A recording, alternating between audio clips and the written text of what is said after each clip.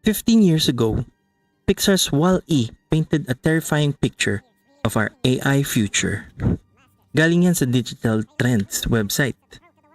Patalino pa ng patalino, guys, ang mga AI models natin ngayon. So ang tanong, ang AI ba ay isang biyaya o isang sumpa? Subscribe for more. Kita nyo naman sa thumbnail natin, no? Cancer cells na merong konting nanobots. Tapos meron ding mga healing symbols. Tsaka si Wall-E. So mamaya natin pag-usapan si Wall-E. Punta muna tayo sa bakit cancer cells at nanobots ang nagre-represent ng blessing side. Sa madaling sabi, magiging super blessing ang AI revolution natin kung mako-cure niya ang cancer. Kasi imagine niyo na lang, sabihin na nating 100 or 200 years from now, sobrang talino na ng mga AI models natin noon, di ba? To the point na kaya na nila sigurong mag-analyze tsaka mag-scan ng isang tao. Tapos madidetect na nila 100% accuracy with 100% accuracy na itong cell na to, dito sa part na to ng tao na to or dyan sa lugar na yan, cancerous siya. Mahirap i-cure ang cancer, guys. Kasi sarili nating cells yun eh. Kung gaano karami ang tao sa mundo, ganoon din karami ang klase ng cancer cells sa mundo. Pero imagine niyo, kung magawa ng AI in the future na makita yung dahilan bakit naging cancerous ang cell na yan, tapos maliban sa pag-detect, makakabigay pa siya ng mga kung anong pang gamot or kung ano pang operation. Pero in this case, pinag-usapan natin nanobots, di ba? Para ma-stop yung pag-spread. And hindi lang yung pag-spread mismo. Baka pati yung pagpahinto din ng pagiging cancerous mismo ng cell. Kaya niya nang gawin. Malaking chance, nanobots talaga ang pinaka magiging cure. Kasi kaya silang i-program ng AI eh. Para i-target yung specific cell lang na yun. Medyo complicated ba, guys? Medyo ni-research ko lang din kasi ito eh. Konti lang. So, di rin talaga ako qualified na mag-explain sa totoo lang. Kasi nakabase lang ako sa pagkakaintindi ko, di ba? At nakabase din ako sa pagkakaalala ko.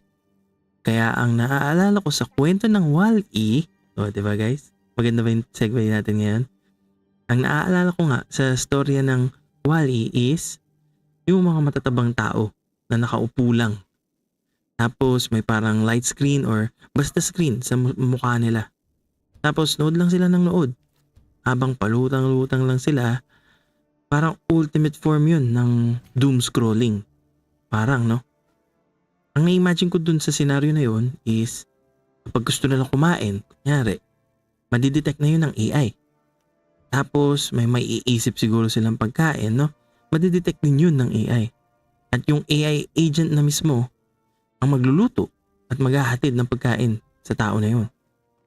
Yung mga tao pa rin siguro yung sumusubo, di ba?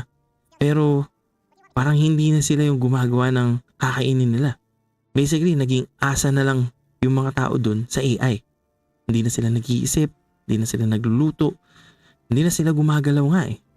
O, di ba? Kung mangyari man yung future na yan, nakakapangilabot. Napakalaking sumpa ng AI nun, di ba? Kasi mawawala na yung pagiging tao ng mga tao. Puro AI na ang bahala sa lahat. Pati sa buhay mismo natin. So ano naman connect nito sa akin? Bakit ito pinag-uusapan? Well, recently, kasi nagkaroon tayo ng bagong Pope. Yay! Si Pope Leo XIV. And nabanggit niya na yung isang dahilan kung bakit Leo yung napili niyang pangalan is para itakil nga yung effects ng AI revolution natin ngayon sa human dignity, sa justice, tsaka sa labor force. Basically, sa mga trabahador, guys, sa atin. Unang naisip ko doon is, yun nga, yung Wall-E. Na kapag hinayaan lang natin yung AI na natin ngayon na maging basis ng lahat, GG na nun, guys. Kasi konting kembot na lang nun. Magiging Wall-E na yung society natin. Or sabihin na natin hindi ganun kalala. Magkakaroon pa rin ng AI-centric na buhay na baka wala na tayong gawin kung hindi sasabihin sa atin ng AI na, oh, ito dapat mong gawin, oh, ito hindi mo dapat gawin. And sa tingin ko lang, no, ang tanong na, ang AI ba ay blessing o sumpa? Ang pinaka-line na nagdi-delineate or nagpapaiba sa pagiging blessing or pagiging sumpa ng AI is isang word, regulation. Ano bang ibig sabihin ng regulation? Kasi ayon to sa Merriam-Webster website, no, a rule or order issued by an executive authority or regulatory agency of a government and having the force of law. Ang pinaka-emphasize na word dyan, law. So, mga batas, guys. As long as sinahayaan lang natin ang mga tao sa gobyerno na gawin lang ng AI ang gusto nila, malaking chance na magiging AI reliant talaga or umaasa lang tayo sa AI lagi. Kasi, di naman natin madi-deny na pagdating sa pag-analyze ng mga mabibigat na data, angat talaga yung AI sa atin. Kahit sa mga pinakamatatalino scientifico pa AI ang ginagamit nila para mag-analyze. Or at least, mas malaki yung potential ng AI na mapabilis or mapadali yung paggawa ng analysis or desisyon. Meron pa nga possibility na kung malalaman ng AI lahat ng initial states ng lahat ng bagay, baka makapag-predict pa siya ng future. Isa pa yan sa mga nakakatakot. Imagine no, imbes na i-regulate or i-controlin natin ang mga AI models natin ngayon, what if gamitin pa mismo yun ng mga kapulisan natin? Para kunyari mag-identify ng future suspects? Grabe yun, di ba guys? Na maliit kung pananaw, kung maayos at makakahabol naman ang mga batas at regulation natin sa buong mundo hindi lang to sa isang lugar or something, baka mas maging blessing naman yung AI. Isa pang senaryo na iniisip ko sa pagtatrabaho naman. Sabihin na natin for the sake of simplicity, merong 8 tasks at merong isang gagawa. So, yung bawat isang task na yun kaya niya tapusin ng isang oras. Pero oras na gumamit siya ng AI, bigla naging isang oras kaya niyang tapusin yung 8 tasks na yun. So, sa tingin nyo, sa senaryo na yun, papauwiin ba siya ng boss niya after niya magawa yung 8 tasks na yun in 1 hour? Unlikely, di ba? Pero sa totoo lang, yun yung magandang mangyari. Kasi yun yung pinaka-ideal na yung oras mo mapapaliit. Basically, blessing ang AI kung mas mapapataas niya yung quality of life ng mga taong gumagamit dito, di ba? Tapos, ngayon, kung papauwiin siya, kailangan parehas pa rin yung sweldo niya na 8 hours kahit na isang oras lang siya nagtrabaho. Yun talaga ang nagpapa-blessing sa AI. As long as tumataas yung quality of life ng isang tao, sure na blessing nga talaga ang AI. So to summarize, sumpa ba ang AI o blessing? So sa tanong na yan, as long as mabilis ang regulation, magiging blessing ang AI. Pero oras na mahuli ang regulation natin guys, at hinayaan lang natin ang hinayaan ng AI na gawin ang gusto niya, mag-decide ang gusto niya, lalo na ngayon, pwede nang mag-post ang AI para sa atin sa internet. Baga, palapit na ng palapit yung dead internet theory guys. Kasi, hindi lang basta content farm yung kalaban natin in the future. Pati, farm posts, post farm, kung ano man yung tawag doon.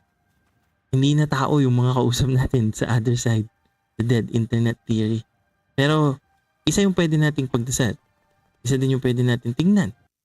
And ito yung pag-asa na hindi pa rin AI talaga dapat yung mabuhay para sa atin. Tayo pa rin dapat ang mabubuhay para sa isa't isa. So kayo ba guys, ano sa tingin nyo? Mababalance ba natin yung paggamit ng AI para hindi siya para mapunta siya ng mas malapit sa blessing? O sa tingin nyo parang papunta na tayo sa sumpa part? Kumbaga, masyado bang mabagal mag-decide to the point na magiging sumpa na talaga yung AI tulad nung nangyari sa WALL-E na wala na tayong ginawa. Wala nang ginawa yung mga tao doon kundi maging makaupo lang tsaka lumulutang. Tapos bahala na kung anong mangyayari sa kanila. O baka naman kahit mabagal mag-decide, meron pa rin ba kayo nakikita positive? Baga, parang nakikita nyo na, okay, yung trend natin ngayon is as long as may konting galaw, kahit na sobrang bagal, meron pa rin possibility na maging maganda yung future. Tataas pa rin yung quality ng buhay natin. So, pag-usapan natin yan sa comment down below. Kung umabot kayo dito sa part ng video na to, thank you. Kung gusto nyo pa ng mga ganitong klaseng videos, subscribe for more. And kung magugustuhan nyo naman yung video na to, like and comment down below. Share this video sa mga taong tingin nyo na magugustuhan din yung mga ganitong klaseng content. Mga ganitong klaseng usapan. And as always, I am the Lying Man.